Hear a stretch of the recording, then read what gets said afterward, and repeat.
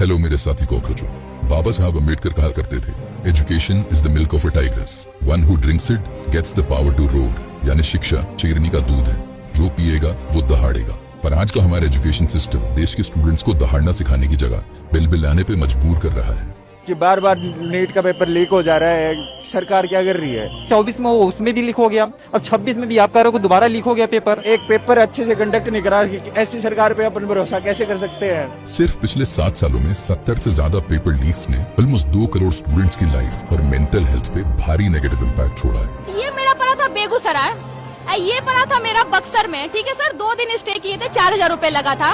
और आप बिलीव करेंगे सर, दोनों का दोनों पेपर कैंसिल हो गया। क्या करें हम लोग सर? जहाँ पेपर लीक नहीं होता वहाँ सिस्टम कोई नई प्रॉब्लम क्रिएट कर देता है। जैसे यूपी में एसएससी जीडी के एग्जाम सेंटर्स में सीटिंग कैपेसिटी से double number of admit cards issue कर दिए गए। जब सीट नहीं था तो यहाँ बुलाना ही नहीं चाहिए था। हम लोग कितना दूर से आ रहे हैं, कैसे आ रहे हैं, कितना प्रेशर है, इन सबको तो पता है नहीं। सुबह से 4:30 बजे से हम निकले हैं, लाइब्रेरी से पढ़ के डायरेक्ट पेपर देने आ रहे हैं यहाँ पे। फिर जहां लीक और एग्जाम सेंटर की प्रॉब्लम ना हो, उस एग्जाम में क्वेश्चन पेपर ऐसा बना दिया जाता है कि आंसर नॉलेज के मेरिट पे नहीं बल्कि तुक्के मार के देना पड़ता है। यूपीएससी के लिए एक मैं बेटर चीज बता देता हूँ कि एग्जाम देना बंद करो, ये सिक्का लिया करो, बच्चों को एग्जामिनेशन सेंटर के बाहर बुलाओ, जिसका हेड आया उसका पास, जिसका टेल आया उसकी पूंछ काट के घर भेज दो। क्योंकि ये एग्जाम सिर्फ और सिर्फ लक बेस्ड है यार, तुम नॉलेज चेक थोड़ी ना कर रहे हो। अब तो तुम टाइम पास करने लग गए हो। तो ये पेपर लीक तो नहीं है, लेकिन स्टूडेंट्स की जिंदगी बर्बाद इससे भी होगी, बस तरीका अलग है। स्टूडेंट्स की जिंदगी बर्बाद करने के इनोवेटिव तरीकों में अब हमारा सिस्टम टेक्नोलॉजी का भी बढ़िया इस्तेमाल कर रहा है।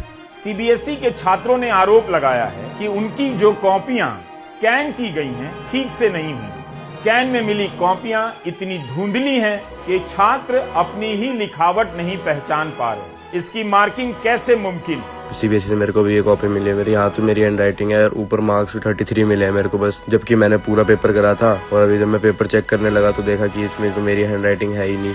और जब इन परेशान स्टूडेंट्स के लिए सीबीएसई ने कोई ग्रीवेंस रिड्रेसल सिस्टम प्रोवाइड नहीं किया था, तो स्टूडेंट्स नेचुरली सोशल मीडिया पे आए और कंप्लेन करने लगे। और फिर वही हुआ जो हमेशा होता है। मतलब सीबीएसई की कॉपी चेकिंग पर सवाल उठ जाए, नीट यूजी का पेपर लीक हो जाए, छात्रों का करियर बर्बाद हो जाए, वे तनाव में रहें, अधिकारी शिक्षा मंत्री का कुछ ना बिगड़े, लेकिन जो इन पर सवाल उठाएगा उसे पाकिस्तानी बता दिया जाएगा।